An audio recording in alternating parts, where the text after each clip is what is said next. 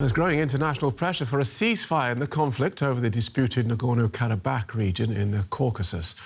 France, Russia and the US are all calling for a halt in fighting between Armenian and Azerbaijani forces. A flare-up in the conflict began at the end of September and has cost more than 250 lives on both sides. You'll hear from representative from Armenia in just a moment. First, a report explaining what's behind this decades-old conflict. The heavy military presence in Nagorno-Karabakh is part of everyday life in the enclave, as is death and mourning for people on both sides of the conflict. In recent years, the disputed region has seen fighting flare on a regular basis. Located in the South Caucasus, Nagorno-Karabakh is internationally recognized as part of Azerbaijan, but is controlled by ethnic Armenian forces backed by Armenia. The conflict dates back to the dissolution of the Soviet Union. Ever since, Armenia and Azerbaijan have claimed Nagorno-Karabakh as their own territory, a so-called frozen conflict that remains unresolved 4 decades later. In July, hostilities flared up again. 16 people were killed in the fighting. The conflict has international ramifications. Turkey has expressed its support of Azerbaijan, while Russia has provided Armenia with military equipment. While world leaders are calling for de-escalation, it seems on the ground the warring sides are fanning the flames of their frozen conflict. Well, let's explore this further with Rubin Rubinian. He's a member of the parliament in the National Assembly of Armenia and head of the Standing Committee on International Relations. Welcome to DW. Last week, your foreign minister said it was ready to, the country was ready to engage with the Organisation for Security and Cooperation in Europe to establish a ceasefire. Why hasn't that happened? That hasn't happened for a very simple reason. The two aggressors, Azerbaijan and Turkey, do not want ceasefire. They want to continue the war, and they want to create a situation of ethnic cleansing in Nagorno-Karabakh.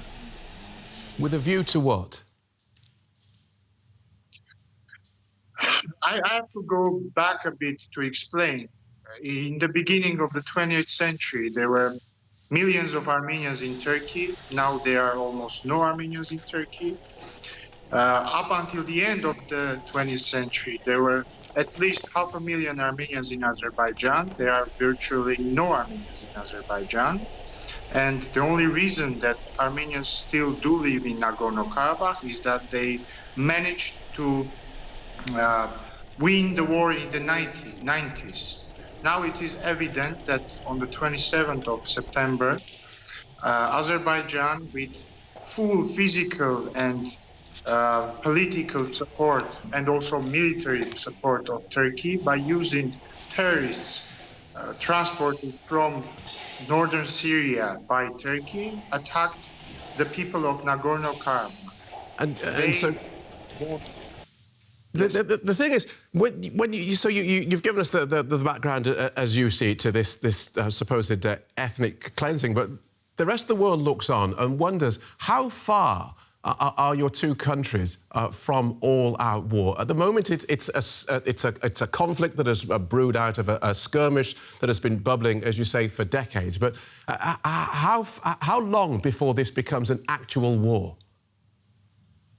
I think you are mistaken. We are in a full-scale war. Nagorno-Karabakh Armenians are in a full-scale war with a tripartite pact of Azerbaijan, Turkey and terrorists.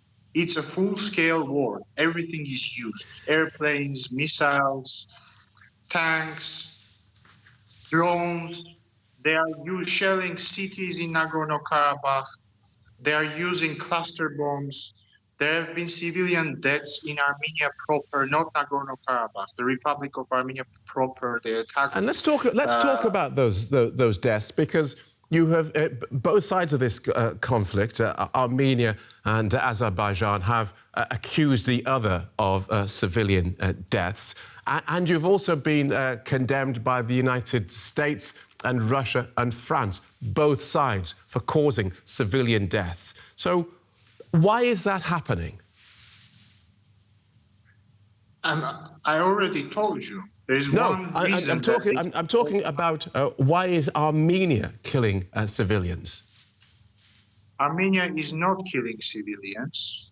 There has been no single shot fired from the territory of the Republic of Armenia.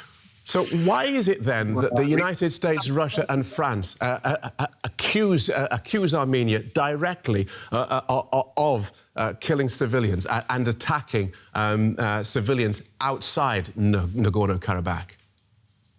Regarding Nagorno-Karabakh, the Azerbaijani armed forces started shelling towns and villages in Nagorno-Karabakh, including the capital of Stepanakert.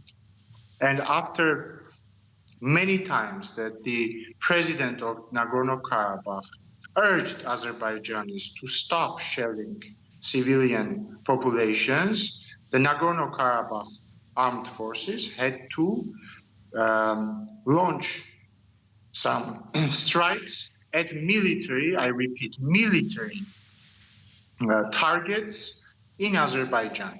Right. OK. And yet, as I say, civilians appear to have been killed. But for now, we will leave it there. And we thank you for joining us. Rubin Rybinian from the National Assembly of Armenia.